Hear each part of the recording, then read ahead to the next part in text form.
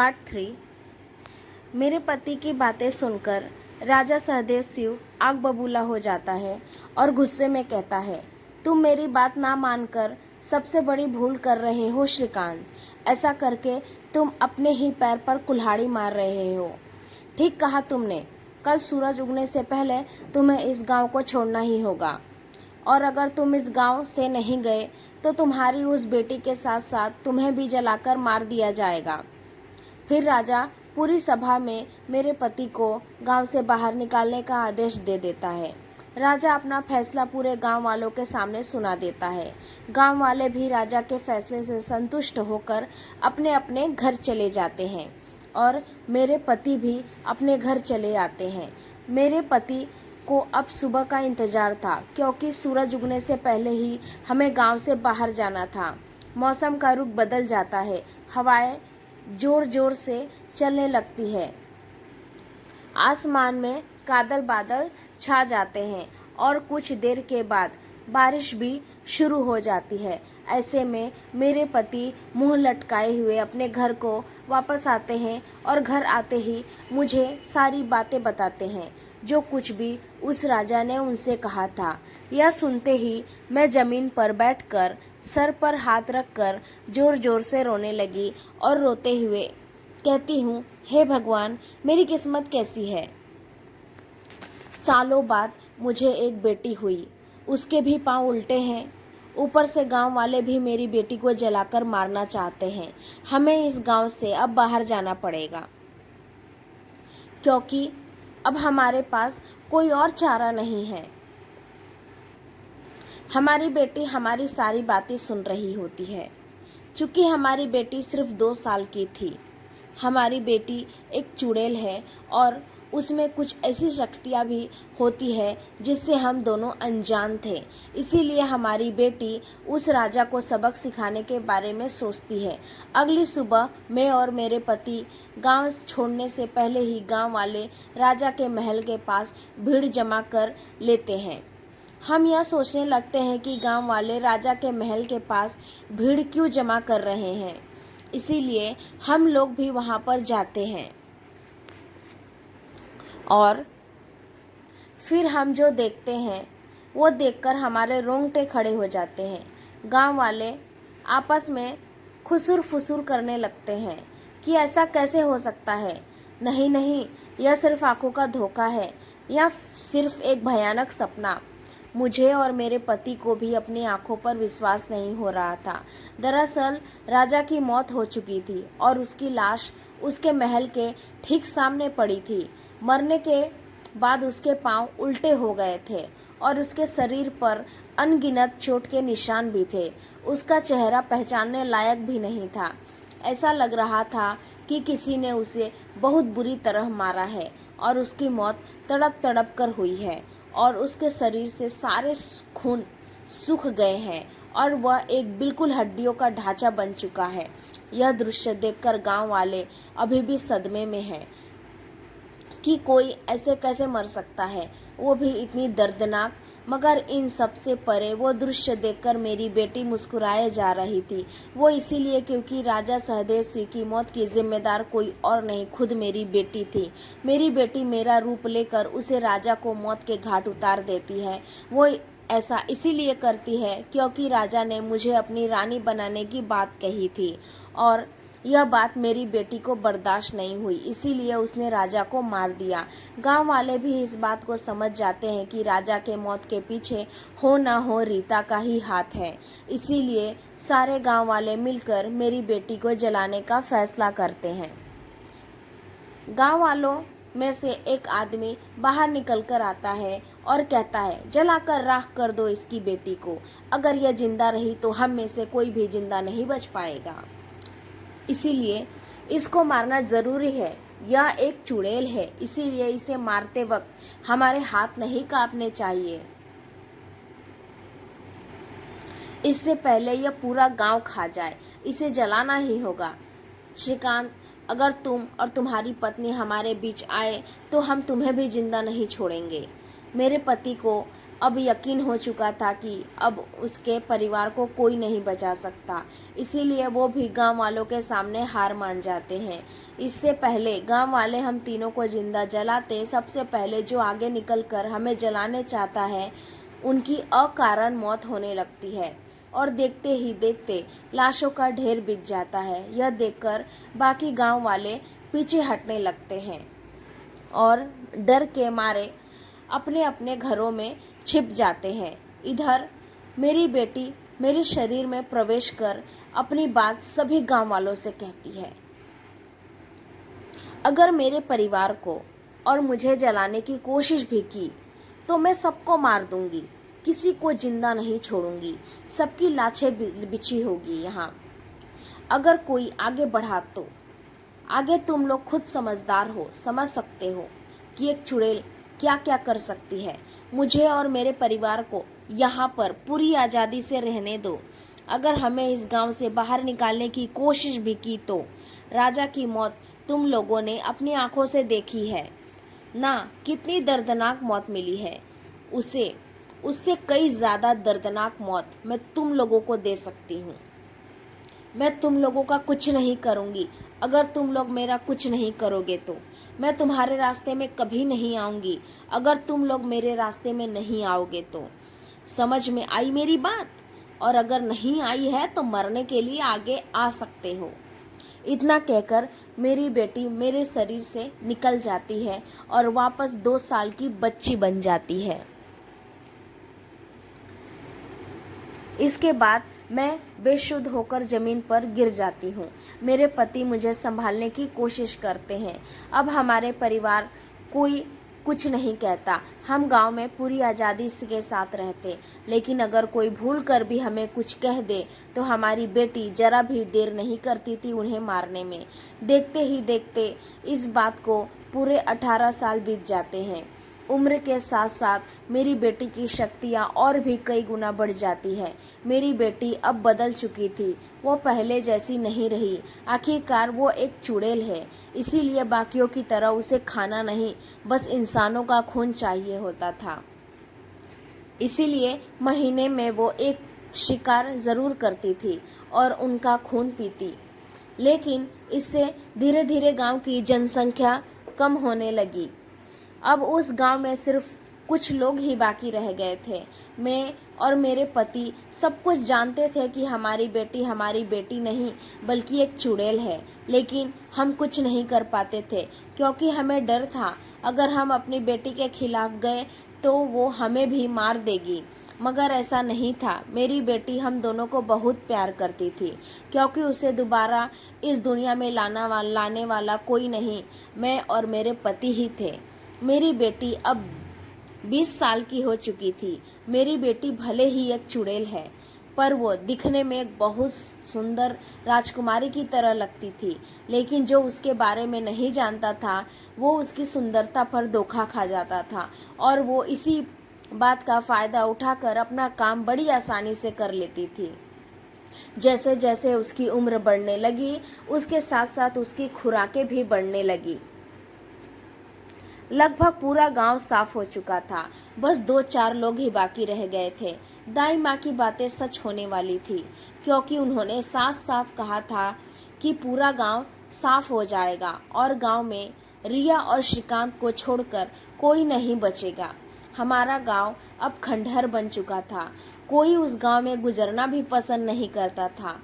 हम भी रीता को लेकर उस गांव को छोड़कर किसी और गांव में रहने के लिए चले गए।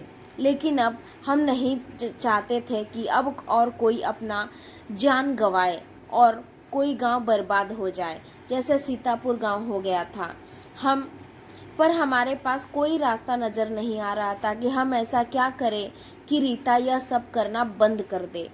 हम अपनी बेटी को मार भी नहीं सकते थे और किसी और को मरते हुए देखना भी नहीं चाहते थे।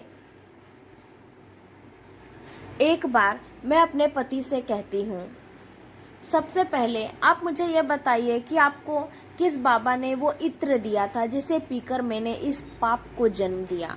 मेरे पति कहते हैं, वो एक तांत्रिक बाबा थे। पता नहीं अब जिंदा भी है या मर गए। हाँ, मगर वो एक जंगल में रहते थे। वो जंगल बहुत घना है, जहाँ जंगली जानवर भी ज़्यादा रहते हैं। मुझे वहाँ पर मेरा एक मित्र लेकर गया था। मुझे वो जगह ठीक से याद नहीं। हम दोनों फिर फैसला करते हैं कि हम दोनों उस तांत्रिक बाबा के पास जाएंगे, और फिर एक दिन हम लोग तांत्रिक बाबा से मिलने के लिए निकल पड़ते हैं। कई दिनों के सफ़र के बाद भी हमें अपनी मंजिल नहीं मिल पा रही थी। कुछ दिनों के सफ़र के बाद आखिरकार हम अपनी मंजिल पर पहुंच जाते हैं और हमें वो तांत्रिक बाबा भी मिल जाता है। उस तांत्रिक बाबा से मेरे पति सवाल पर सवाल किए जा रहे थे, मगर वो तांत्रिक बाबा कुछ भी बताने को राजी न था। आखिरकार वो अंत में हार मानकर वो उस चुड़ैल के बारे में सब कुछ बताता है। वो कहता है वो पहले एक पिशाचिनी थी, जो होती तो हम जैसों की ही तरह, मगर उसे खाने में भोजन नहीं, लोगों का खून चाहिए होता था। पहले वो किसी और गांव में रहती थी, और जब गांव वालों को पता चला कि वो लोगों का खून पीती है, तो गांव वाले उसे जलाने का फैसला किया और उन्होंने उसको जलाकर मार भी दिया। मगर उसकी आत्मा नहीं मरी। उस आत्मा को एक शरीर चाहिए था। एक तांत्रिक होने के नाते और एक बाप होने के नाते मैंने उसे इस दुनिया में दोबारा लाने का फैसला किया। हाँ, वो मेरी बेटी थी और मैं उसका बाप था, और इसीलिए मैंने तुम दोनों को चुना, अपनी बेटी को इस दुनिया में दोबारा वापस लाने के लिए। मैं अपनी बेटी की जली हुई लाश लेकर अपने तंत्र मंत्र की शक्तियों से उसकी आत्मा को वापस बुलाया और उसे एक इत्र में परिवर्तित कर दिया, जिस इत्र को पीकर तुम्हारी पत्नी रिया माँ बनने का सुख पा सकी। लेकिन इस बार वो कोई पिशाचिनी नहीं, बल्कि एक चुड़ैल बनकर आई है, जिसके पास अनेकों शक्तियाँ हैं। उस तांत्रिक की बातें सुनकर मानो मेरे पति के होश ही ना हो, लेकिन फिर भी अपने आप को संभालते हुए कहते हैं, तुम्हें अंदाजा भी है तुम्हारी इस बेवकूफ़ी की वजह से कितने मासूमों की जान चली गई। पूरा सीतापुर गांव खा गई तुम्हारी बेटी। अभी हम किसी और गांव में हैं, वहां भी उसने लोगों को मारकर उनका खून पीना शुरू कर दिया है। मुझे यह सब रोकने का कोई उपाय बताओ, नहीं तो मैं तुम्हारी बेटी को जिंदा नहीं छोड़ूंगा। मैं अब और किसी की भी जान जाते हुए नहीं देख सकता। बताओ तुम्हारे पास क्या उपाय है उसे रोकने का। तांत्रिक कहता है, इसका कोई उपाय नहीं। उसके पास अब मुझसे भी ज़्यादा शक्तियाँ हैं, जिसे चाहकर भी मैं नहीं रोक सकता। और तुम दोनों ने उसे रोकने की कोशिश की तो वो तुम दोनों को भी जिंदा नहीं छोड़ेगी। वो तांत्रिक बाबा मेरे पति को उस चुड़ैल से बचने के लिए कोई उपाय नहीं बताता, लेकिन मेरे पति इस बात पर अड़ जाते हैं और बार बार वो इस तांत्रिक से उस चुड़ैल से बचने के उपाय पूछते रहते हैं। और आखिरकार वो तांत्रिक थक हार कर